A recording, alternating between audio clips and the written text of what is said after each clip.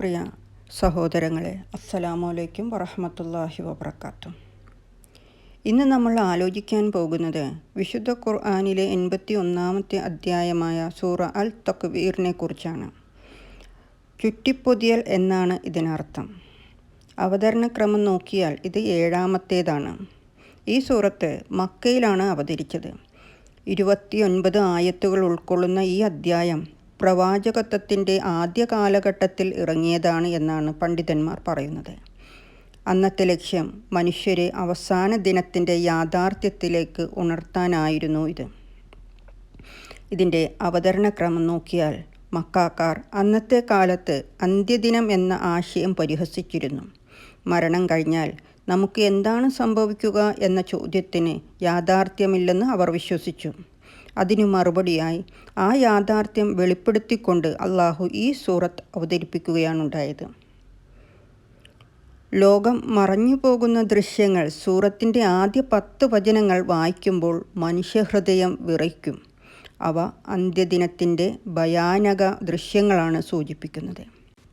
സൂര്യൻ ചുരുട്ടിക്കെട്ടപ്പെടുമ്പോൾ, നക്ഷത്രങ്ങൾ വീഴുമ്പോൾ, പർവ്വതങ്ങൾ നീക്കിക്കളയപ്പെടുമ്പോൾ, ഗർഭിണികളായ ഒട്ടകങ്ങൾ ഉപേക്ഷിക്കപ്പെടുമ്പോൾ, കടലുകൾ കൊളുത്തിപ്പൊള്ളുമ്പോൾ, ആത്മാക്കൾ കൂട്ടിക്കൊണ്ടുവരുമ്പോൾ, മനുഷ്യർ വിലമതിച്ചിരുന്ന എല്ലാ കാര്യങ്ങളും, അധികാരവും സമ്പത്തും മൃഗങ്ങളും ഭൂമിയും എല്ലാം അന്നേ ദിവസം അർത്ഥശൂന്യമായി തീരും. അവസാന ദിവസം എല്ലാം മറഞ്ഞുപോകും. ആകാശം പൊളിയും. സൂര്യൻ അസ്തമിക്കാതെ ഇരുണ്ടുപോകും. ഭൂമിയുടെ അടിത്തറയിൽ ഒളിഞ്ഞിരിക്കുന്നതെല്ലാം പുറത്തു വരും. അന്ന് ഓരോ ആത്മാവും താൻ ചെയ്തതെന്താണെന്ന് മനസ്സിലാക്കും. അവസാന വചനങ്ങളിൽ അള്ളാഹു പ്രവാചകൻ സ്വല്ലല്ലാഹു അലൈഹി വസല്ലമയുടെ സന്ദേശത്തിൻ്റെ വിശ്വസനീയതയെക്കുറിച്ചും വഹ്യ് സത്യമായ ദൈവിക വെളിപ്പെടുത്തലാണെന്നും ഉറപ്പു നൽകുന്നു.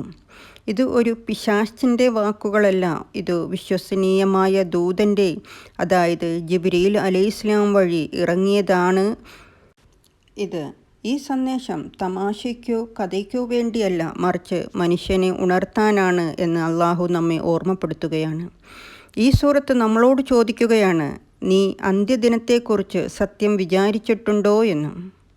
മരണശേഷം നമുക്ക് നിൽക്കേണ്ട ആ ദിവസത്തെക്കുറിച്ച് എത്രത്തോളം തയ്യാറാണ് നാം? അന്ന് ആർക്കും മറ്റൊരാൾക്ക് വേണ്ടി ഒന്നും ചെയ്യാൻ കഴിയില്ല. നമ്മുടെ പ്രവൃത്തികളാണ് അന്ന് സംസാരിക്കുക. ഈ സൂറത്ത് നമ്മെ ഓർമ്മിപ്പിക്കുന്നത് ഒരു മഹത്തായ സത്യമാണ്. ഈ ലോകം സ്ഥിരമല്ല.